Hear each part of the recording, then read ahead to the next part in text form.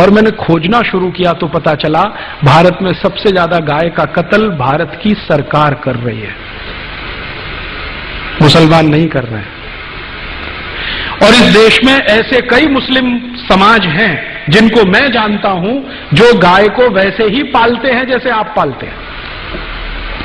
आप कभी आइए, गुजरात में कच्छ नाम का एक जिला है।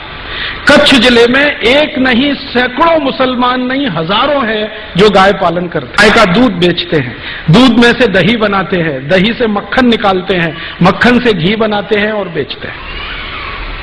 आप राजस्थान में आइए, बीकानेर, जैसलमेर, बाड़मेर, ये तीनों जिलों में एक नहीं हजारों मुसलमान हैं जो गाय पालते हैं, गाय का दूध बेचते हैं, दूध में से मक्खन बनाते हैं, फिर घी बनाते हैं और धंधा करते हैं।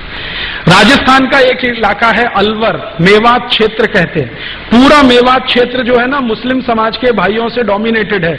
वहां एक नहीं सैकड़ों मुस्लिम भाई हैं जो गाय पालते हैं, गाय का दूध पीते हैं, गाय के दूध से दही बना के वैसा ही भी घी और बिजनेस करते हैं।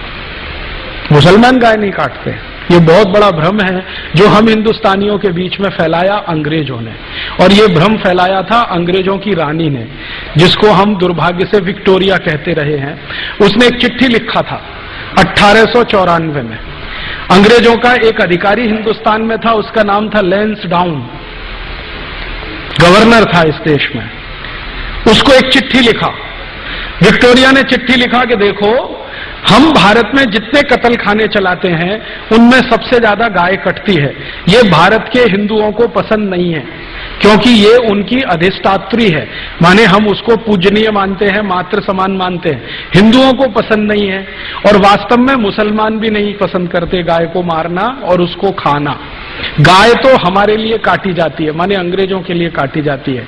अब भारत में हिंदू और मुसलमान कभी एक हो गए और गाय बचाने में लग गए तो हमारी सरकार नहीं चलेगी भारत में। इसलिए तुम एक काम करो कि जितने कत्ल खाने चल रहे हैं गाय काटने के लिए, उनमें मुसलमानों की भर्ती कर दो और हिंदुओं को बताओ कि गाय देखो मुसलमान काट रहे हैं। तो हिंदुओं की भर्ती नहीं, मुसलमानों की भर्ती कर दो। हिंदुओं को बताओ कि गाय मुसलमान काट रहे हैं, कट हमारे लिए रही है, काट रहे हैं मुसलमान, खाते नहीं है, हम खा रहे हैं, काट रहे हैं ये। हिंदुओं को जब ये पता चल जाएगा, ये दोनों एक दूसरे को लड़ मारेंगे और ये लड़ने लगेंगे तो हमारी गद्दी सुरक्षित रहेगी और हम भारत पर 1000 वर्ष तक राज करेंगे। ये विक्टोरिया की चिट्ठी है, लैंसडाउन को 1894 में लिखी गई। इस चिट्ठी से पढ़कर मेरे समझ में आ गया कि पॉलिटिक्स क्या है इस देश में। पॉलिटिक्स ये है कि गाय कटे अंग्रेजों के लिए और लड़ते रहे हिंदू मुसलमान। हम एक दूसरे को गाली देते रहें, एक दूसरे की टांग खिंचाई करते रहें और अंग्रेज मजा करते रहें।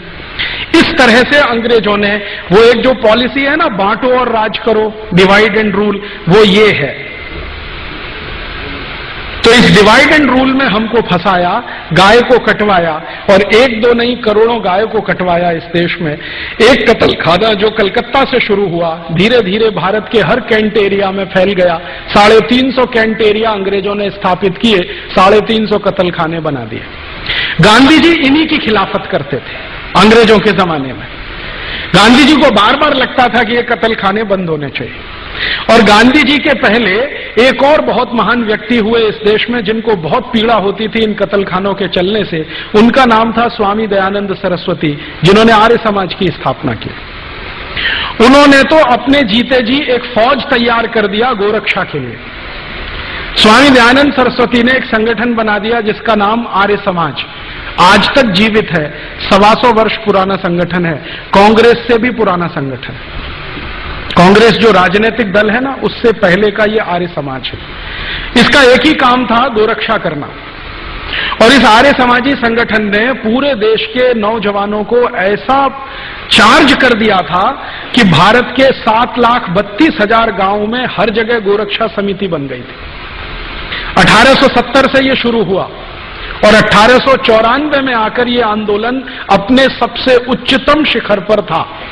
और 94 में जब ये आंदोलन उच्चतम शिखर पर था तो भारत के हिंदू, मुसलमान, सिख, ईसाई, जैन, पारसी, बौद्ध सब मिलकर गोरक्षा में लगे हुए थे। और अंग्रेजों के सामने एक प्रश्न खड़ा कर दिया था कि एक भी गाय कटेगी तो अंग्रेजों की खैर नहीं। तो अंग्रेज घबरा गए थे। इसी घबराहट में रानी ने चिट्ठी लिखी थी 1894 में कि अगर इस आंदोलन को तोड़ना है, हिंदू मुसलमानों को लड़ाना है, तो तुम ये काम करो कि सारे कत्ल खानों में मुसलमानों की भर्ती करो और हिंदुओं को बताओ कि गाय ये काट रहे हैं। और जब ये खबर अंग्रेजों ने फैलाई, उसके बाद इस देश में हिंदू मुसलमानों के दंगे शुरू हो गए। मैं आपको विनम्रतापूर्वक बताना चाहता हूं कि 1894 के पहले इस देश में एक भी हिंदू मुस्लिम दंगा नहीं हुआ। पहला हिंदू मुस्लिम दंगा 1894 दिसंबर में हुआ, रानी की इस चिट्ठी के बाद। और उसके बाद लाइन लग गई दंगों की। फिर क्या हुआ? आजादी का प्रश्न पीछे आ गया, गोरक्षा का प्रश्न पीछे आ गया, हिंदू मुसलमानों का सांप्रदायिकता का प्रश्न सबसे आगे आ गया। और अंग्रेजों ने लगभग 60-70 साल तक इसी आग को जलाकर रखा और इसमें समय समय पर घी डालते रहे। वो कभी भी ये दोनों एक ना हो जाएं, इसके लिए पूरी ताकत लगाकर अपने एजेंटों को उन्होंने भारत की बहुत सारी संस्थाओं में घुसा के बिठा दिया।